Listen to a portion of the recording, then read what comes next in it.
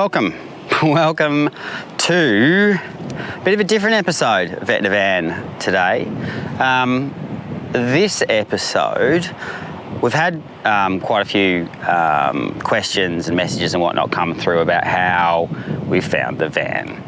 Now, we've been living full-time in this van now for about 1.5 years.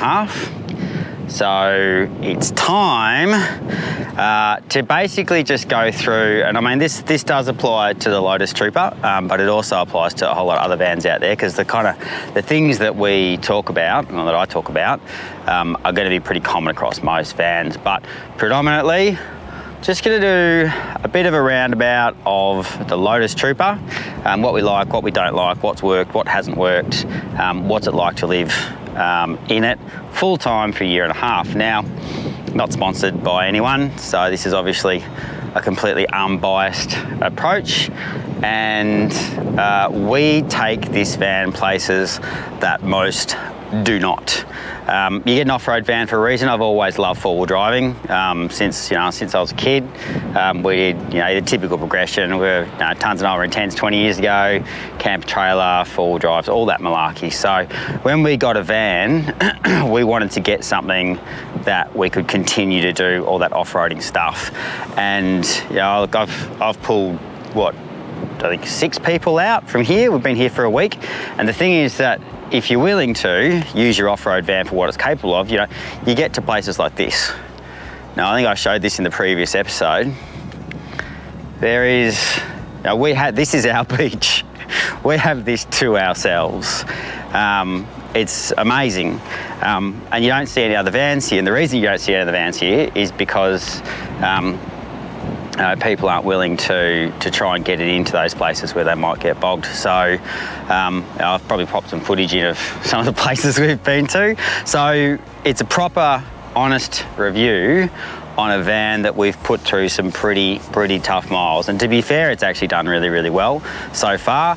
That also being said, it may not be for everyone, because these aren't cheap.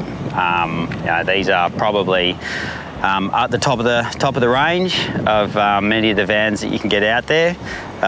So yeah, take it as you will. Lotus Trooper walkthrough after 1.5 years full-time living. Enjoy. Okay, so here we are, Lotus Trooper. Picked up in March 2020. So it's a 2020 model. We picked it up and moved straight into it in April when we were supposed to originally leave. We got trapped in Victoria with COVID and lockdowns and everything else. So we lived in it for 8 months on a farm in Vic before we finally got to head off in November, and then we had 10 months on the road. So been about 1.5 years full-time in the Trooper. It's a 21.6 triple bunk. And it's pretty much standard. We didn't really change that much stuff around except for the power setup, and I'll get to that later. So first things first, your DO35, if you're going to get a caravan, I don't need to talk to you about that, you already know. Get yourself an articulated hitch. They are an absolute must. When you get your handbrake, always check your handbrake first off, because the handbrakes usually come quite loose. Make sure it's tight and tight. You can tighten it yourself, or they'll tighten it when you do your 1,000k service when you get it brand new. We did pick it up brand new.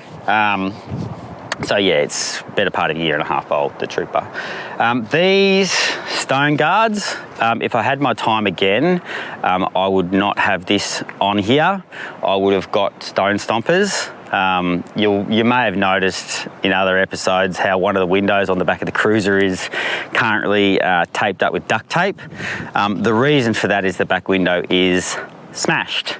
And it's only really the tint that's holding it together. So we've still got to do the gib, so I haven't fixed it yet. We'll fix it after the gib. But I would probably get rid of this and put on something a bit more comprehensive, like your stone stompers or your rock tamers or any of that kind of stuff. So that's on the list, but we just haven't got around to doing it yet. You'll also see here, see this? So this is from the spare tyre on the car. So I've got a short drawbar. I don't know if you can get longer ones. I think you can. Anyway, when I'm on full lock and attempting to jackknife the trailer, which I do quite often when we go off-road, the tyre scrubs on that. So that's why this is here. Now I've actually moved this back. I've moved this back as far as it'll go against the canisters, but it still does get hit by the back tyre. So front of the van, that's all fine and dandy. Wouldn't really change anything else there. We got lights all around the van, but then again, we don't really use them that much. So the van lights up like a bloody Christmas tree. But yeah, we don't actually use it that much. I put tie down points on the front toolbox, which we use because I've got the swag and the solar up there. Again, I didn't end up using those because the ratchet straps are a bit more comprehensive and they hold it down on all the corrugations and whatnot. Jockey wheel. Jockey wheel, jockey wheel. That's my second jockey wheel. Had my time again, I would have got the Boss jockey wheel, and I would have got the Boss strut supports the whole time. I've looked into getting them on the road, and because COVID, everyone's buying vans at the moment, I think Boss had a couple of months waiting where you can go on back order, and then yeah, as you know, when you're traveling, it's very difficult to know where you're going to be in a few months. So it's on the list to upgrade. But I went through one jockey wheel, it just got seized up and became impossible to use, and so that's my second one. But I would definitely get one of those pump ones. The Lotus Trooper does come with a good trailer, like a caravan jack, which is back in Victoria, which I probably would use next time, because the wind-up jockey wheels with the wheel on it, I mean, look, let's be fair, you're not wheeling almost 3.5 ton van anywhere, so the wheel is kind of completely irrelevant and useless. Right, moving on. Chassis. So if you get under here, we've got the G&S chassis, which I think everything comes with the G&S chassis.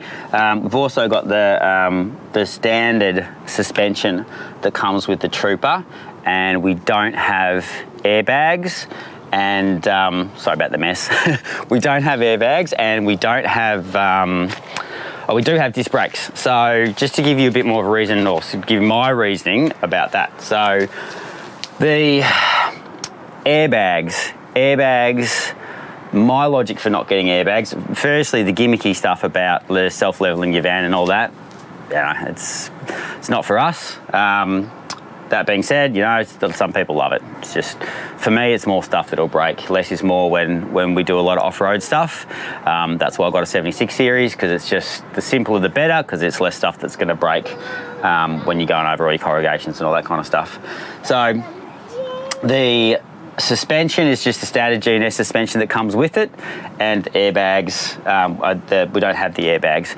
Going back to what I was saying before, the reason behind that, so we've got airbags in the car, and the reason I've got airbags in the car is to support the extra 340 odd kilograms that goes down on the back of the car when the caravan sits on the back of the car. So that's to support that weight. Now, this doesn't have anything like that.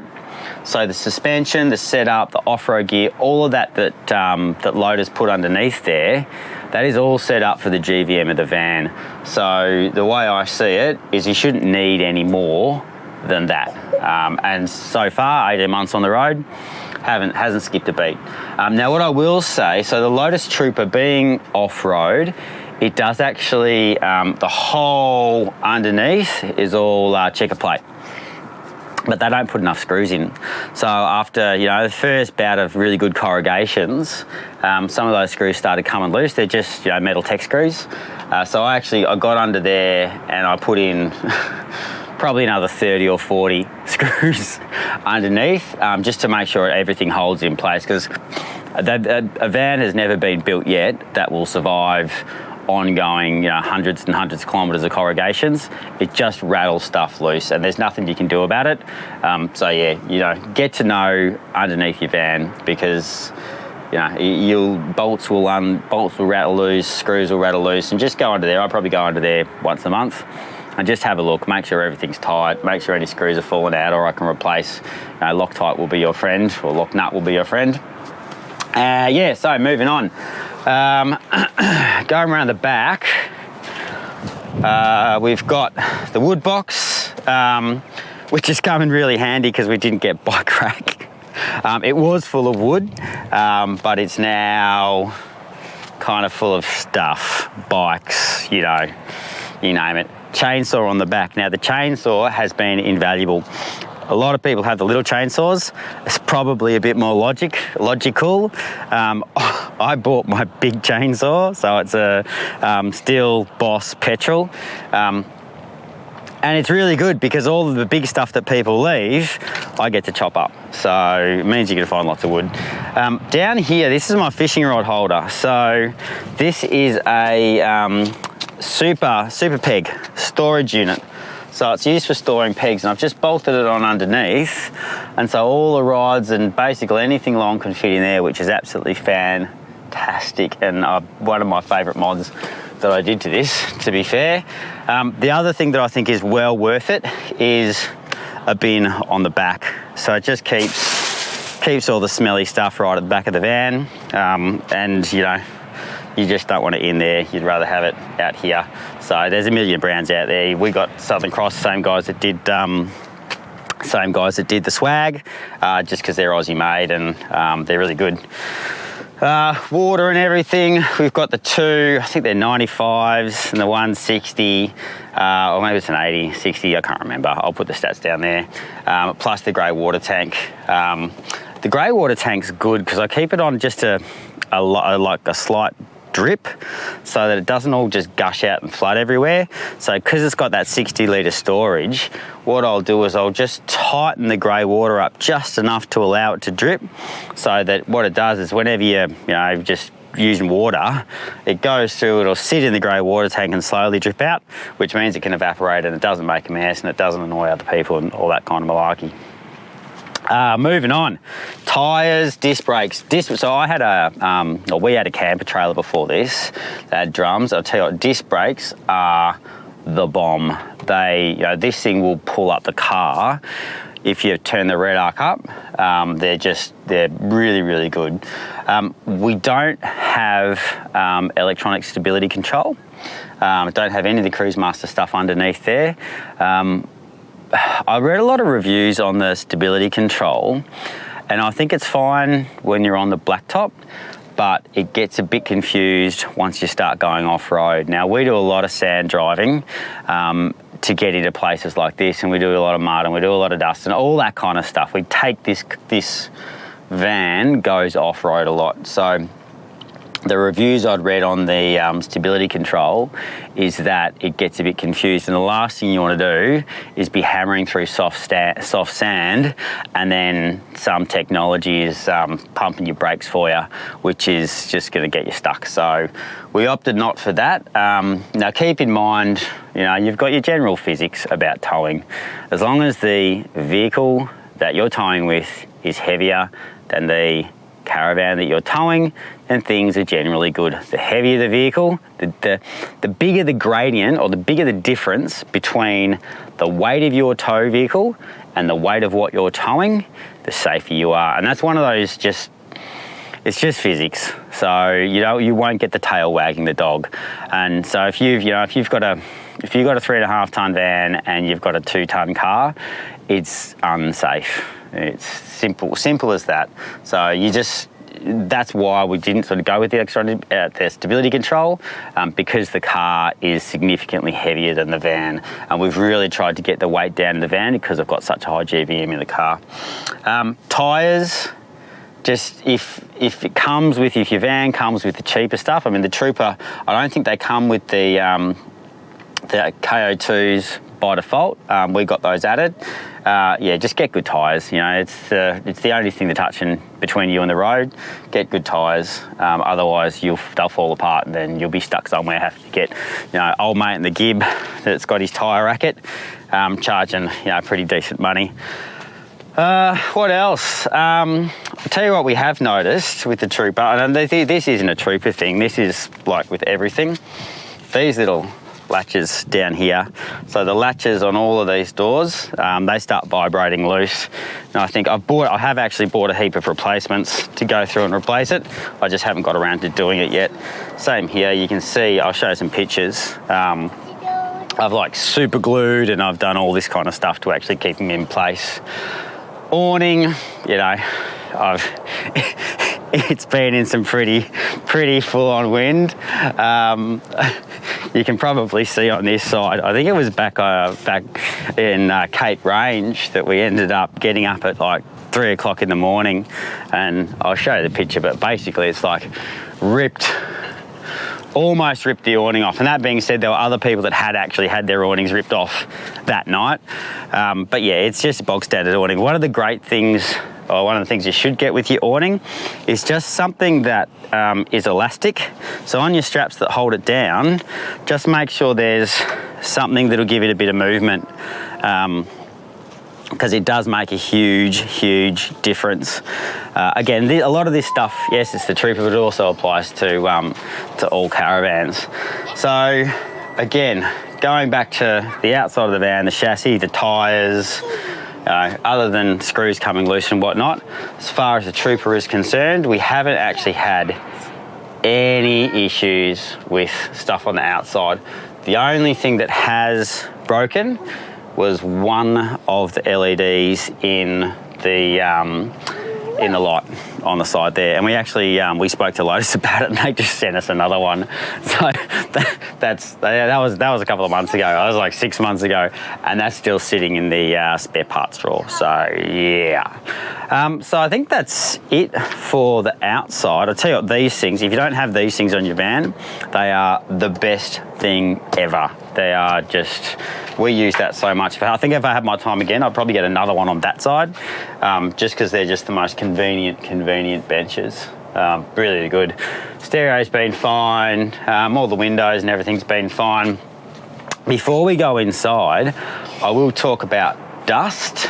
So as you can see, my brilliant dust suppression system that involves a wet wipe and some duct tape. There's really 2 points that we found that dust got into this van. Point number one was the ventilation duct on the door. And point number two, there's a little hole underneath the kickboard at the bottom. So we've just chucked some more like wet wipes in there as well, or like chucks or something. And outside of that, we have had zero. Once we plugged those two, we've had zero dust in the van. We don't have dust suppression system or anything like that. All we've got is the little hatch that you open up the top that sucks air in at speed, gives a bit of a negative pressure, and yeah, we have never gone, oh wow, I wish we had an anti-dust system or anything like that, because we haven't had any dust in the Trooper. So I don't know if that's build quality or the little vent up the top, but a lot of people complain about dust getting in the van. We haven't had that experience, so that has been pretty good. I think that's it for the outside for the moment. Tyres, is there anything else on the outside that we've liked or disliked as far as the Lotus is concerned? Tyres' view is nah. Just woke up. Tyres just woke up. I've got all motivated, had my coffee and come out here and done this. I think so. I think that's pretty much it. So, Like it'd be good. well, I'll get to that. I'll get to that with when I talk about the side. In fact, no, look, I'll talk about that now. So one of the gripes that I do have with the Trooper, and I think they've fixed this now, and it's not really a Trooper issue, it's a Red Arc issue, and Energive have sorted it out. But as you see here, this is the induction cooktop we have, and down here I've got an extension cord that has to go inside to plug in, even though I've got this plug here. So unfortunately, there's two sets of plugs through the van. There's 240 plugs and there's inverter plugs. We don't plug into 240. I don't think we've plugged into 240 for months, because we don't do 240 volt caravan parks. We do this. We do the space. So if I had my time again, I would have been more forceful with Lotus to say, no, we don't want anything 240. I'd have 240 coming in, I'd have 240 going to the biggest charger I could possibly find. That would go to the batteries, and then everything else would run off the inverter. Same with the washing machine. The washing machine, if we want to use it, we have to run an extension cord and plug it in, which is a real pain in the butt. So I think, we might get an auto elect to fix that up later. we'll see how we go. But that being said, you know, we may not be the norm. I think more people want to be off-grid, but yeah, because we've got such a, you know, decent size solar setup and a decent size battery setup, enough to power everything we need to power, including the air conditioning, it would have been good in hindsight when we got the van to just say, no, look, everything off the inverter. We don't want to worry about 240. If we're plugged into 240, all I want it to do is charge the batteries. So that will be next van, if there is another van, who knows. So that's it. Let's go inside. Okay, inside the van. So, welcome to our home. So I think, Tarns, are you in here? Yeah. Okay, I'll start from the front and work our way to the back. So, first and foremost, it looks really clean. It doesn't usually look this clean. Tanya would not let me put the inside of the van on YouTube unless I cleaned it. So I've spent like the last hour tidying the van, but it is clean. And I think it's like the first time we've properly cleaned it. Well, maybe not the first time. Have we cleaned it properly yet, Tarns? Wow. It's the first time you've cleaned it. It's the first time I've cleaned it. Don't think that was the right thing to say. Anyway, so double bed. We chose to not upgrade the mattress. I think in hindsight we probably would upgrade the mattress. Do you think? No. Okay, well. But, like, it'd be ideal, but it's comfortable. It's comfortable. So we put I'm a princess and a pea when it comes to mattresses. So yeah, that's true. I've been comfortable. We put a mattress topper. Yeah, it's got a pillow top thingy. Yeah, from Aldi. Pillow top from Aldi. So not the most premium, but I don't think it's as well. comfortable as the ones we had in the camper trailer. So the camper trailer before this, I got like custom slumber rest ones. They were very expensive, yeah. So I think had my time again, I'd probably upgrade. Tanya probably wouldn't, and that's probably why we wouldn't upgrade, because as long as Tanya's happy. I thought it was a weight happy. issue. And it's also extra weight. Yeah, that's true. If you get a big, thick inner spring, you get more weight. So anyway, bed as bought. And then we come round. We've got here, we've got the gas heater, and this is just a little temperature gauge, shows inside and outside temperatures. Now, with the gas heater, we had a diesel heater in our last camper trailer, and the diesel heaters are great, don't get me wrong, they're fantastic. I've had both. I prefer the gas.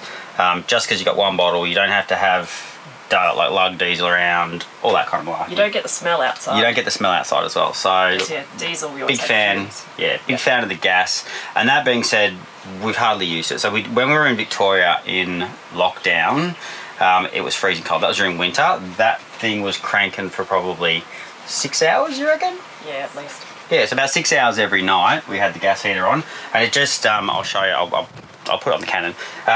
There's a vent underneath the bed, and that it would heat. Once you turned it on, it would heat the van up in like a couple of minutes, really. Oh, fast. Yeah, it's like super fast. Heats the van up. So,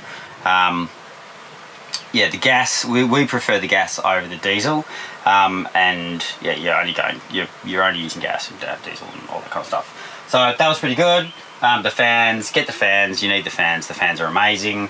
We use the fans more than the air conditioner, even the air conditioner works, get to that later.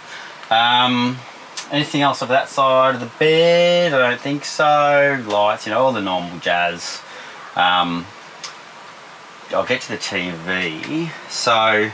Velcro controls. Oh, Velcro. Don't get me started on Velcro. I love Velcro. I'll Velcro anything to this van. So TV remote controllers, chargers, you name it, I've probably Velcroed a spot for it. So, no, Velcro is very, very, very, very handy in a van, just to put all those knickknacks out of the way and put them where you need them. Television. So, set up back here on the TV is a Raspberry Pi. So I set the Raspberry Pi up with I think it's a 2 terabyte hard drive, and on that has like a gajillion movies, like kids movies and comedies and sci-fi and a bit of action and all that kind of stuff. So, and I've had them for ages. So that just runs through one of the remote controls, which I can just power for the bed. And that's actually a media center. So I think you can get like the Google Plays and stuff like that soon, just smart TV or whatever. But that actually works really, really, really well. And yeah, we just had that as a media center. We don't really watch normal TV because we just never have reception. So it's all bad news anyway. It's all bad news anyway. So we'll turn up somewhere, we'll watch the news and just go, oh, nah, ignorance is bliss, turn it off. So anyway, it's yes, we do think about what's so anyway, Raspberry Pi is really good. Hit me up in the comments if you want to know anything about that, because it's a really well worth setup. Up here is my work in progress, which is the upgrade to the interwebs. I've got on order, we've got a Nighthawk 2 modem, and I've got on order a really good MIMO antenna. The MIMO antenna, in theory, is going to go on the TV antenna. So when you wind the TV antenna, it's got the extension for the MIMO antenna that goes up the top. I've got Selfie as well. I haven't been that impressed with Selfie. The fundamental differences between Selfie Go and the MIMO technology, which is multi-in, multi-out, I think. With the MIMO stuff, it'll actually look at multiple towers and aggregate the bandwidth.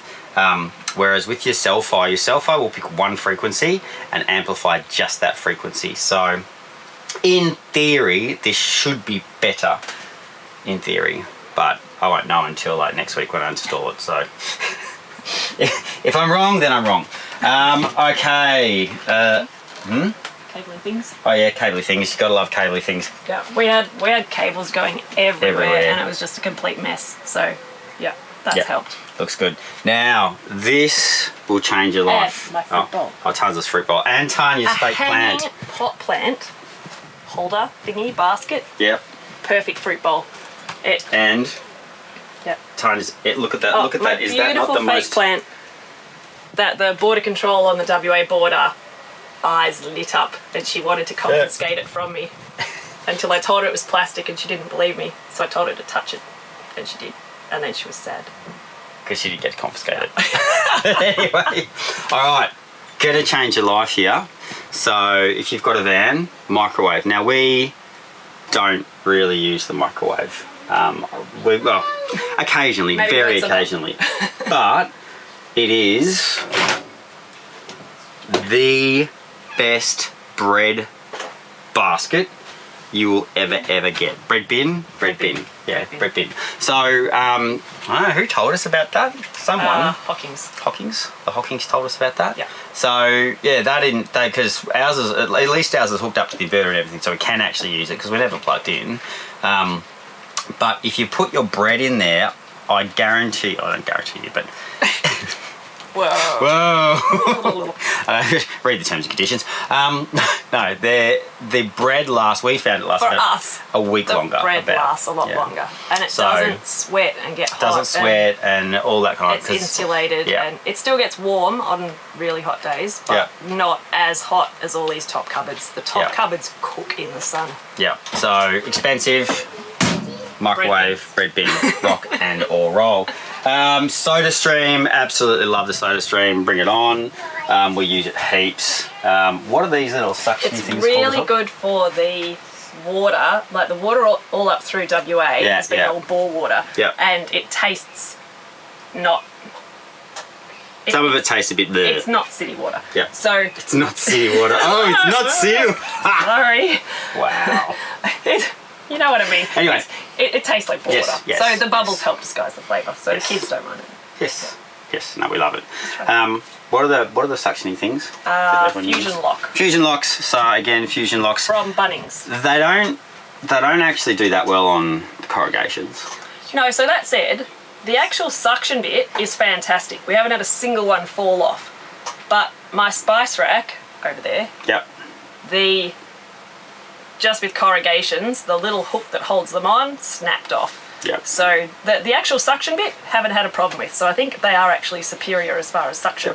Yep. No, I agree. Because I had some from IKEA as well, and they unsuctioned. The ones in the shower are IKEA ones, and they fell off. But nice. Yeah. Cool. Storage, I think with the Troopers, the storage, I mean, it's going to be like most other vans, storage is storage, storage is king. They've got pretty much cupboards everywhere. Every bit of space has been utilised, so we ram everything. The oven, we undenied about the oven, we went with the oven. Tanya bakes, love to bake.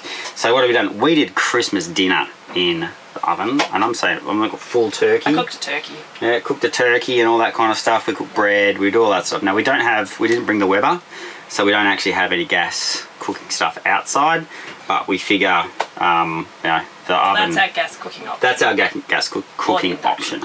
Yeah, or we've got the induction outside, which we use heaps as well. All the electronics in your Trooper are up here. Fuse bay, you got your water pumps. There's 2 water pumps. One's for your filtered water down here, and the other one's for just your normal water. You've got your electric, you switch for your electric or your gas hot water. So with the Troopers you can have, if you're plugged into 240, you can have your electric hot water, and you can also have your gas hot water as well. Your kill switch for your fridge, main hot water switch and main AC. The Red Arc Battery Manager 30, 3000 watt inverter, and the status on all of your water tanks. Now, I'm not going to go into the solar setup because I've spent a lot of time getting that just right, so we can actually live off grid and kind of do everything we need to do, air conditioning, microwave, the whole lot. So I might do it I'll do a quick separate episode alongside this one, so I'll put a little card up there, so if you want to check that out you can check that out. But needless to say, we can put in about 50 to 60 amps of power into the battery bank under full sun, which is heaps. 2 charges. Right, moving on. Did we do the fridge? I don't know, did you do the fridge before? I don't know, I'll do the fridge anyway, otherwise I'll not put this bit in. So the fridge, like every fridge, I think Dometic don't seem to want to make fridge doors that stay on properly. Yeah, so we've got tape on ours, and I think just about everyone out there has tape on theirs because, I don't know. They're just not suited to movement. No, they're not suited to movement, but anyway, I don't know. Right, moving on down the van. Again, more storage. Oven we've been through. Triple bunks, so we've got the triple bunks. Now, interesting enough, Lotus have this ladder that come with it, which is a bit impractical. What a lot of the other vans have is they have like a ladder built in here. We looked at getting one made, but we didn't end up doing it, so they just climb in and it's fine. All of the beds... We don't use it for 2 reasons. One was to stop Toby from ending up in the top bunk. Yep. And the other one is that, it sort of just sits out like an A-frame, and so if the boys get out of bed in the middle of the night, then they trip over it in the dark. On it. Yeah, that's exactly right. All the bunks have fans, chargers, and a light, so that's all you need. The fans are really important up here in these bunks because it does get pretty hot. Yeah, there's not much airflow. Yeah. So we make sure the boys open their windows every single morning, just to keep the airflow. Now that being said, we've had no issues with mould anywhere in the van, and we've had no issues with dust anywhere in the van. And all of the fixtures and fittings, all of the carpentry, everything is still in its place. So it'll be interesting, and we've gone through, just because I've gone through and cleaned everything, I actually have checked everything and everything seems to be pretty good. We still have to tighten screws all over the place every now and again, but that's what you kind of expect. So yeah, really happy with the triple bunks. Into the bathroom. The bathroom is precisely that. It's a bathroom. There's a dunny. It's a dunny. Lots of storage up here.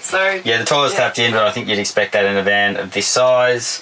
I think there's probably nothing apart from... Our little toothbrush holders. Oh yeah, our toothbrush holders are good, so check these out. I'll show a picture of them. Toothbrush holders against the wall, and we've also got a little toothpaste holder. I think I got them off Amazon or something like that. Let me know if you want more info. But yeah, those are... They're just cheapies, but man, they're so good. We don't have the towels on there because we do the washing. Now, the towel rail and the toilet roll holder, I took them off and re-put them on again using like liquid nails. because if you've got young kids and you're getting a van, any van, what they'll do is they'll use them as monkey bars. No matter how much you tell them not to. No, not so much, but it was just to help him get on the toilet. Like Toby would use the toilet roll holder and the bottom shower thing to the bottom towel rail to pull himself on and off the toilet, and they're just not built to carry that weight. Now, I'll show you in here just briefly, because this is the one room I didn't clean. Yeah. So we don't. How many times do you reckon we've used the shower? Oh. Not many. Maybe 10. Maybe 10. So yeah. like when we're plugged into only water, we're in a caravan park, plugged to water. Yeah, which is very rare because we don't spend a lot of time in caravan parks. We spend next to no time in caravan parks. So the shower has become a wet room. If we were to build a van again, would we have a shower? It is nice to have a shower in your own van. It is. It's nice to have a shower in your own van. When we use it, we really appreciate having it. Yeah. Because nice. if we're at a caravan park and we're plumbed in, we won't use the park showers. We use our own shower because the shower is actually pretty good in there. It's really nice. And you put the ventilation on, and it's the sun comes streaming through the top, and it's. I like it without the ventilation. And Tans like just to have a nice big steam room. Tans likes it to be like 600 degrees in there. I like my sauna shower. Sauna shower. So you can close it all airtight, and just run the hot water, and it's a sauna. So I don't do that. I have a shower. It's a sauna. Anyway, so another thing, just got the sky hatches. With the sky hatches or skylights, whatever you want to whatever you want to call them, don't put them up in high wind. So I learnt that lesson. If the hatch is right up and it's really windy, then they break. Or even just one random gust of wind. One random gust of wind. So it's hardly windy at all. I learnt that the hard way. So I did break it, and I did replace it. And they're expensive. And they're like $400 or something like that, 500 for the whole assembly. Yeah. So now they stay just that little bit open. Another thing. These windows, now you think that they're bug proof, but they're not.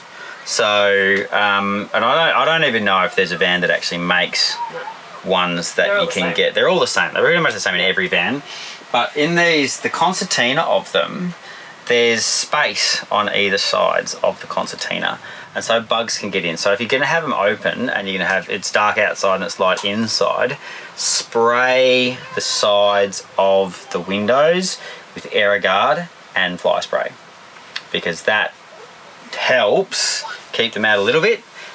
But yeah, you'll get all little bugs will come through those windows, which is a real pain, because it'd be great if you had like midgie proof, something you could make the whole van midgie proof. So if you did have the van open at night time, you could have lights on and everything shut, all the fly screen shut. Yeah, that's it. In general, we keep them closed. So once it's sunset, we close the windows while we've got lights on and we're working inside. But once everyone goes to bed and the lights are off, then we can open the windows again and get some fresh air. So.